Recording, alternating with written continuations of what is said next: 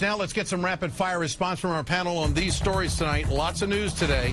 Late-breaking news today. A federal judge has ordered the Department of Defense to stop enforcing Don't Ask, Don't Tell. This effectively ends the ban on openly gay men and women serving in the United States military.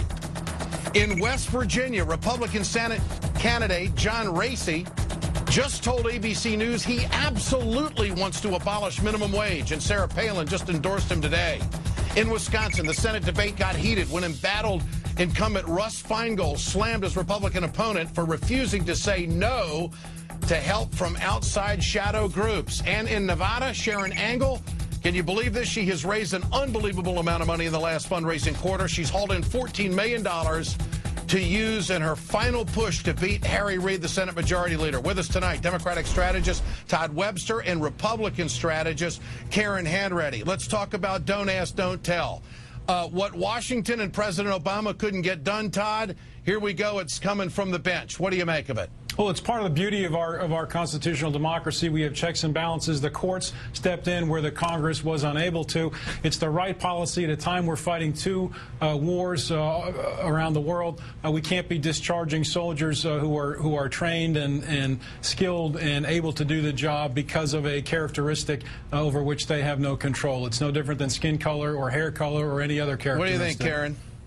I think President Obama is probably relieved today that he didn't actually have to do anything himself. He didn't have to sign any executive order, that the courts are going to do the heavy lifting for him. Now, the Justice Department has 60 days to do something about this, but they're not obligated legally to do it. This could be the final ruling. But for the military, is it going to create a problem, Todd? There's a lot of gay people in the military. Do they come out now and say it with the possibility of this being turned over?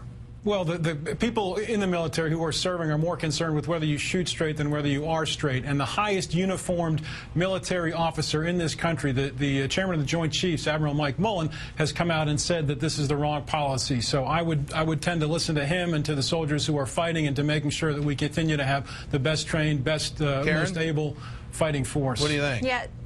You know, if the military brass come out and say, and don't encourage justice to push back on this, I think this issue's over.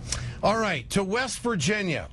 The Senate candidate John Racy has just come out saying that he is against minimum wage. This, I think, is amazing. He says the minimum wage is something that FDR put in place a long time ago during the Great Depression. I don't think it worked then. It didn't solve any problems then, and it hasn't solved any problems in 50 years.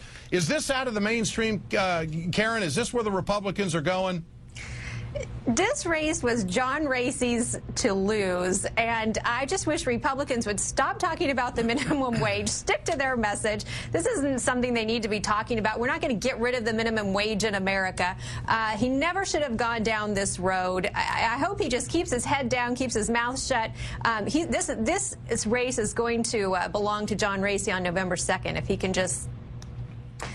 Todd, how does he dodge this one, Todd? I mean, this puts him against working families, doesn't it, Todd? Well, and it follows up on the kerfluffle last week about him trying to recruit Hicks to be actors in the NRSC television ads. Look, John Racy has never worked a day in his life. He openly bragged about the fact that he got his money the old-fashioned way. He inherited it. He was born with a silver spoon in his mouth. He doesn't understand working families, and this is yet another example and another reason why people are scratching their heads. People are scratching their heads, and this race is going to tighten, and I think over the next few days, Manchin is going to pull ahead because he is the real deal. He's a straight shooter, as his spot today what do you think, Karen? Demonstrates. He did say about first of all, you know he had nothing to do with that Hicks ad. There's a complete firewall. This is just a bunch of baloney. You guys... No, it's not. He did that. That is the NRSC, and you know for a fact, Todd, you know what the campaign laws are, just like you know what the campaign laws are with the U.S. I don't want to hear Karen. Hold on, Todd. Karen, I mean, Todd, I like you, but that's just such a lie, and it's such a distraction, and you know that there's no accuracy, no truth in that. I don't even know why you brought that up. He said, I got my money the old-fashioned way. I inherited it with a big smile, and he was proud of it. He had nothing to do with those ads, and you know it, and that would be against the law if he had anything to do with those ads, and you know that. It speaks to his character, and it speaks to his campaign. Hold on, Todd. Why would the Republicans do that to him, Karen? I mean, you can't distance yourself from an ad like that. It's a stupid ad, but he can distance himself from it, and you know the campaign finance laws, Todd, just as well as I do.